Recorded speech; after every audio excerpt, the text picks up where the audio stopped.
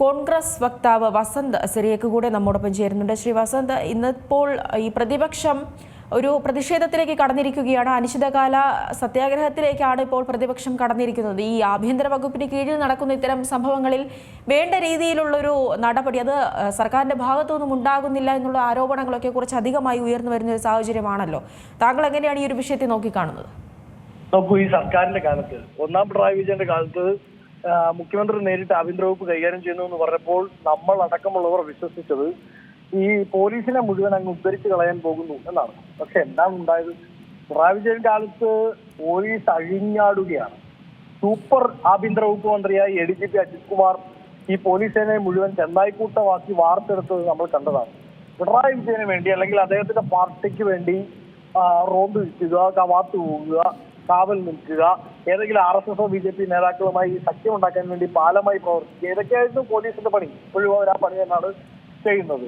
സർക്കാരിനെതിരെ സമരം ചെയ്യുന്നവരോട് ശത്രുക്കളോട് പെരുമാറുന്നത് പോലെയാണ് ഈ പോലീസ് പെരുമാറുന്നത്. തല തല്ലി പൊളിക്കുന്ന മുഖ്യമന്ത്രിയുടെ ഗൺമാനെ നമ്മൾ കണ്ടതാണ്. അതാണ് മോട്ടിവേഷൻ. മുഖ്യമന്ത്രിയുടെ ഗൺമാൻ തലതല്ലി പൊളിക്കുന്നു. ഇറങ്ങി കഴിയുമ്പോൾ മുഖ്യമന്ത്രി ന്യായീകരിക്കാൻ ഇത് രക്ഷാപ്രവർത്തനമാണ് എന്ന് പറഞ്ഞ് ന്യായീകരിക്കുന്ന മുഖ്യമന്ത്രി അല്ലാതെ മറ്റാരാണ് ഈ പോലീസിന്റെ മോട്ടിവേഷൻ എന്നത് വളരെ പ്രധാനപ്പെട്ട ചോദ്യമാണല്ലോ. അതുകൊണ്ടാണ് ഞങ്ങൾ ഈ സനീഷ് കുമാർ MLA അടക്കമുള്ളവർ, KMA ആദരൻ അടക്കമുള്ളവർ അനിശ്ചിതകാല നിരാഹാരത്തിലേക്ക് പോയിരിക്കുന്നത്. ഈ പോലീസ് സംവിധാനം കുത്തഴിഞ്ഞ് തകർന്നിരിക്കുന്നത് ഈ സംസ്ഥാനത്തിന്റെ മുഴുവൻ മേഖലയും ബാധിക്കുകയാണ്.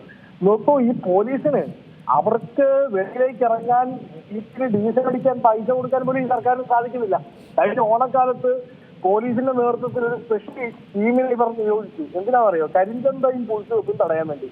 ആ കരിഞ്ചന്തയും പൂഴ്ത്തിവെപ്പും തടയാൻ വേണ്ടി ഇറങ്ങി പുറപ്പെട്ട പോലീസുകാരൻ വണ്ടി 2 കിലോമീറ്റർ കഴിഞ്ഞപ്പോൾ വണ്ടി വഴി കിടന്നു. അടുത്തുള്ള പെട്രോൾ പമ്പിൽ കയറി പെട്രോൾ അടിക്കണമെന്ന് പറഞ്ഞപ്പോൾ പറഞ്ഞു, സാറേ ഇവിടെ 10,000, 20,000, 30,000 രൂപയുടെ കുടിക്കുക നിങ്ങളുടെ സ്റ്റേഷനിൽ ഉണ്ട്, ഇനി അത് തരാതെ പെട്രോൾ വരില്ല, അല്ലെ ഡീസൽ വരില്ല എന്ന് പറഞ്ഞു. ആ രീതിയിൽ പോലീസുകാർക്ക് ഡീസൽ അടിക്കാൻ പോലും ഈ സർക്കാരിന് സാധിക്കുന്നില്ല. എന്നിട്ടും രാജാവിനേക്കാൾ വലിയ രാജഭക്തി കാണിക്കുന്ന SHOമാർ, ഷാജഹാനെ പോലുള്ള SHOമാരാണ് ഈ സംസ്ഥാനത്ത് ഉള്ളത്.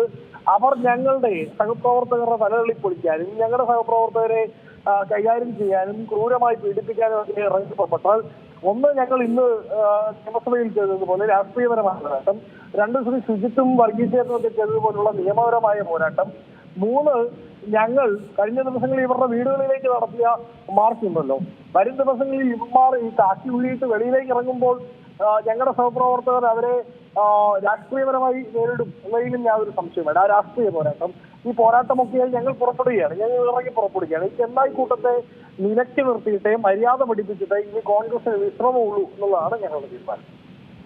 ശരി, വളരെയധികം നന്ദി ശ്രീ വസന്ത് സിറിയക്ക് ഈ ഒരു ഘട്ടത്തിൽ പ്രതികരിച്ചതിന്. ഏറ്റവും പുതിയ വാർത്തകളും വിശേഷങ്ങളും വിരൽ തുമ്പിലറിയാൻ Zee മലയാളം ന്യൂസ് എല്ലാ ഡിജിറ്റൽ പ്ലാറ്റ്ഫോമുകളിലും ലഭ്യം.